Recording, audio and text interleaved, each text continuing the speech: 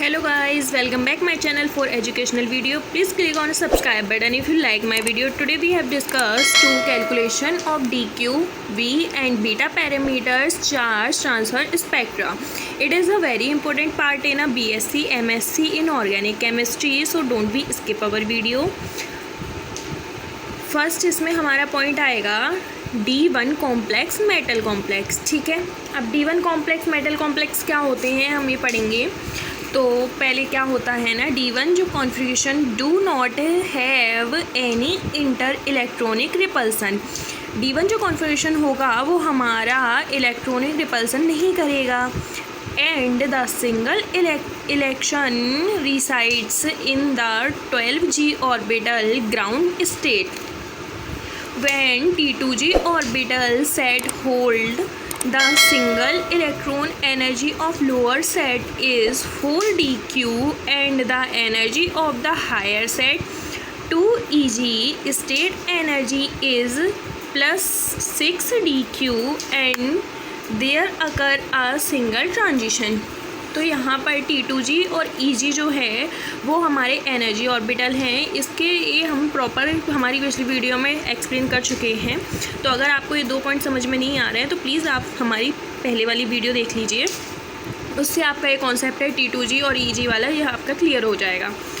Thus the only parameters that is needed to be calculated is the magnitude of crystal field splitting energy 10dq and in this case the value of transition energy of transition is equal to the CFSE. ठीक है, hence the energy of transition to T2G to 2Eg gives the value of delta directly. जो हमारा energy transition होगा वो कैसे होगा, T2G से लेके 2Eg के लिए, और डेल्टा की वैल्यू है वो डायरेक्टली निकल आएगी. अब हमारा यहाँ पे एक ग्राफ है जो हमारा T2G और D के फॉर्म में है. तो 2D यहाँ पे हमारा लिया गया है. 2D से हमारा एनर्जी जो है वो हाई पे जाके 2Eg तक पहुँच जाएगी. 2Eg के बीच में इसकी दूरी क्या हो जाएगी 2300 सेंटीमीटर इनवर्स. और ये फर्स्ट पैरामीटर क्या होगा 2T2G. ठीक है, consider the example of TiH2O का होल 6 3 पॉजिटिव. अब हम इसमें एग्जाम्पल ले सकते हैं TiH2O का होल 6 3 पॉजिटिव. ठीक है, calculation of B. No need to calculation the Racah parameters. अब calculation of delta zero. The purple colour of the complex ion TiH2 का होल 6 3 positive is due to a board absorption bond at 2300 centimeter inverse arresting from 2T2G to 2Eg transition. Hence 10dq for this complex is 2300 centimeter inverse. ठीक है, अब हम पढ़ेंगे calculation of beta. Calculation beta क्या होता है, no need to calculated of nucleophilic ratio. अब इसका सेकंड हमारा पॉइंट आएगा. फर्स्ट हमारा था D1 कॉम्प्लेक्स मेटल कॉम्प्लेक्स. अब सेकंड हमारा आएगा D9 कॉम्प्लेक्स.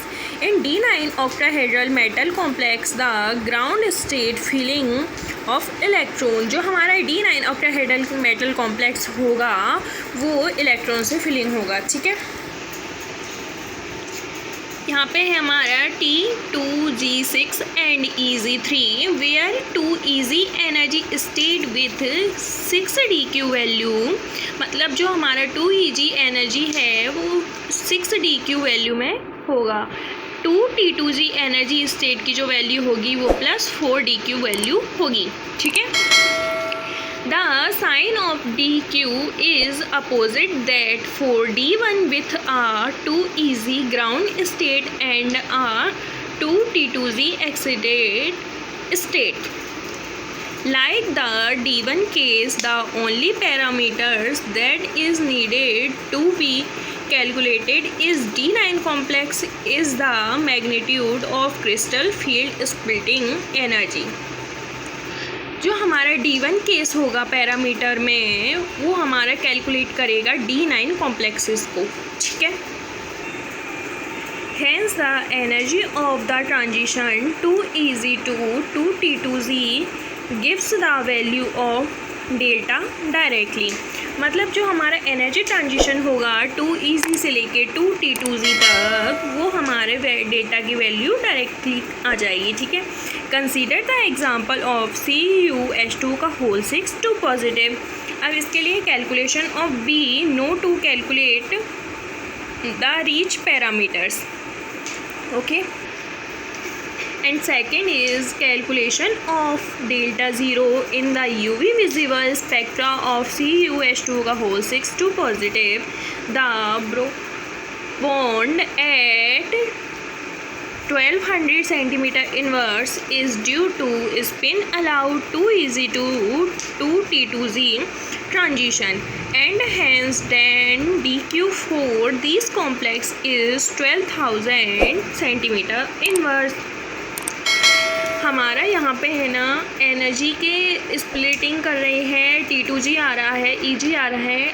मैं फिर से रिमाइंड कर दूँ, अगर आपको ये चीज़ समझ में नहीं आ रही है तो आप पिछली वीडियो में जाके ये चीज़ एक्सप्लेनेशन कम्प्लीटली दिया गया है, वहाँ से जाके आप समझ सकते हैं, ठीक है। Calculation of beta, no need to calculate the nucleophilicity ratio. इसको हम एक ग्राफ से समझेंगे। ये हमारा 2Ez और 2D, ये हमारा पहले हमने D1 में लिया था, ये D9 मेटल कॉम्प्लेक्स का है। इसके बीच की हमारी यहाँ पर दी गई थी ऊपर दूरी 12,000 सेंटीमीटर इनवर्स, ठीक है। अब हम पढ़ेंगे However, method is applicable only when 3 transitions are absorbed. Moreover, this method is difficult to apply in a precise manner and only gives approximation from the Tinep-Sugano diagram in the UV visible spectra of CrH2 का whole 3 positive. The rate of experimental bond energies of V3 to V2. अब यहाँ पे हमारा V3 और V2 के लिए हम experimental bond energy निकालेंगे, ठीक है। V2 upon V1, E2 upon V1। अब ये हमारा E2 upon V, E1 upon V, ये हमारी वैल्यू हमने जो अभी फाइंड की थी वहाँ से लिख ली है 12,000 अपॉन 17,000, तो इसकी वैल्यू आ गई 1.41, ओके। अब उस वैल्यू के लिए हम करेंगे calculation of delta 0। Being a B complex of theoretical value of lowest energy absorption bond given by the Orgel diagram in 10 dq 3A2Z2 3T2Z and the experimental value for lowest energy absorption, the value of 10 dq or delta 0 can be calculated as 10 dq 8500 centimetre inverse. 0 से 0 हमारा cut हो गया है, तो D की value आ गई है 850 centimetre inverse. Calculation of beta हम यहाँ पे करेंगे। In order of calculate the nucleophilicity ratio we must have the value of the Racah parameter for a free metal ion in its CS4 free D8 ion like Ni2 positive. It has been observed that 3p state lies 16,200 centimeter inverse above to the 3f state. Hence 15 beta 16,200 centimeter inverse or B is equal to 1080 centimeter inverse. Now the value of nucleus ratio can be calculated as.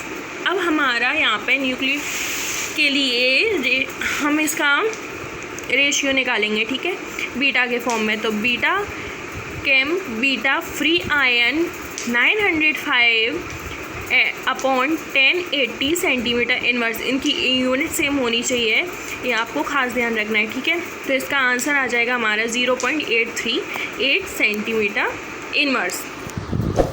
तो ये हमारा beta का ratio आ गया है, इसकी unit यहाँ यहाँ पे लगा लेना सेंटीमीटर इनवर्स, ठीक है। तो आज हमने बीटा के फॉर्म में इसकी वैल्यू निकाली है, कैलकुलेशन किया है बीटा बी डेल ज़ीरो के फॉर्म में। डायग्राम आपको दिया गया है, विथ एग्जांपल दिया गया है। D9 कॉम्प्लेक्स D1 से लेके D9 कॉम्प्लेक्स दिया गया है विद ग्राफ एंड एग्जांपल।